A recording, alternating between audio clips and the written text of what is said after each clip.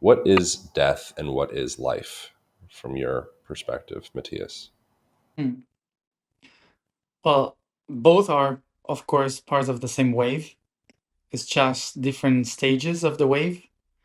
So basically, let's say that life is like this moment where the wave is going up. So there's a lot of tension on the wave, the pressure of the water going up, and then death is when the water release the tension down.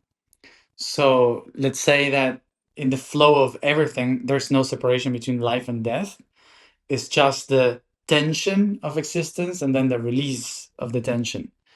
And so uh, it and in order to feel the actual release, you have to feel the actual tension.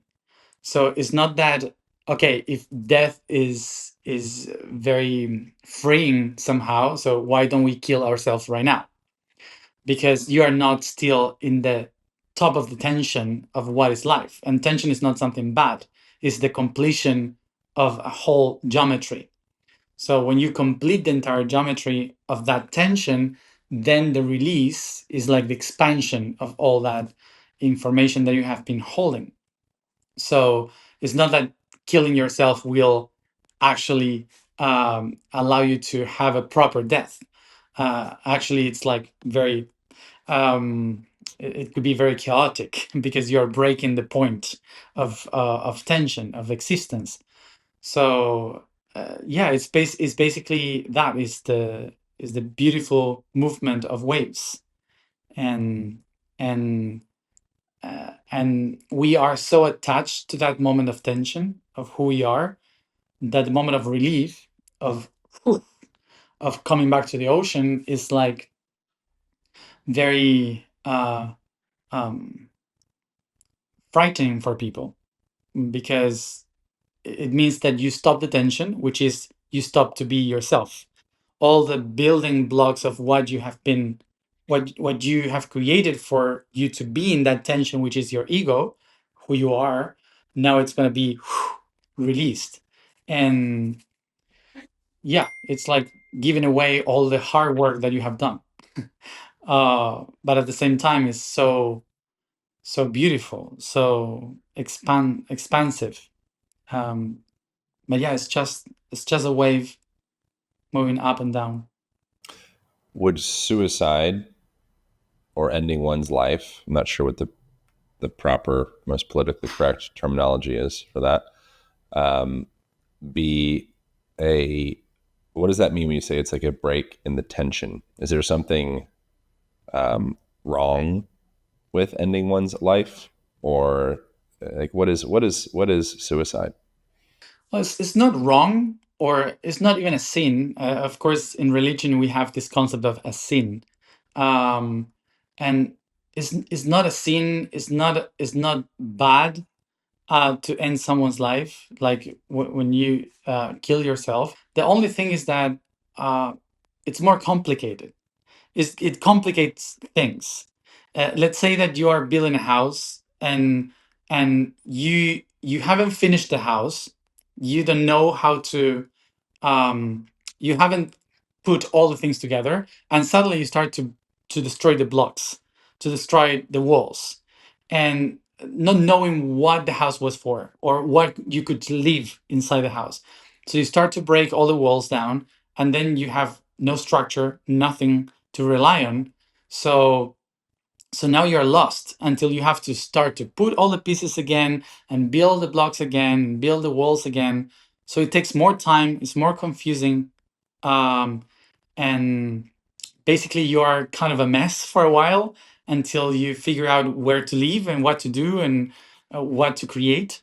So that's why people start to say is a sin or is wrong, just to in the same way as religion has said for many years what is wrong and what is right, to try to help people, and they ended up creating a whole bunch of morality that is not real. um, but it was just at the beginning, it was just to help people, to make it faster, to make it easier. Like if you meditate every day or you pray every day, your mind will be clearer and so on. So you can you can help people given certain structures. So one of those structures was don't kill yourself, and we start to believe that is a sin or something wrong that someone can do, but it's not wrong. It's chaotic. I wouldn't recommend it because it makes you lose a lot of time. So And who or what is the you that is losing time? Is there a materialized objective definition of the you or the what that is losing time? the soul mainly. The spirit is never losing time, but the soul um, is the soul is the one that loses time because time is waves. Time is just a pulse of a beating of energy in the universe.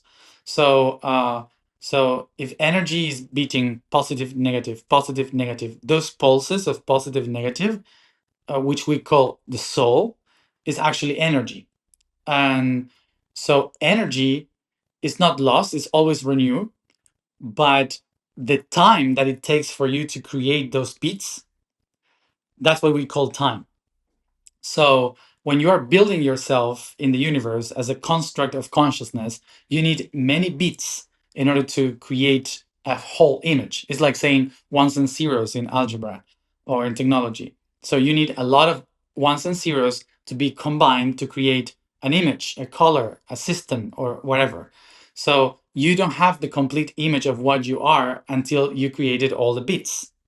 Okay, the bits of information, the bits of data, or the heartbeats.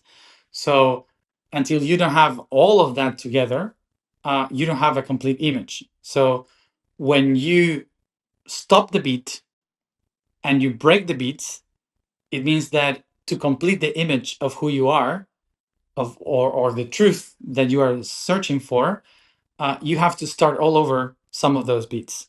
So that's why you lose time. It's not that, oh, you have to reach somewhere because there's nowhere to go in the universe.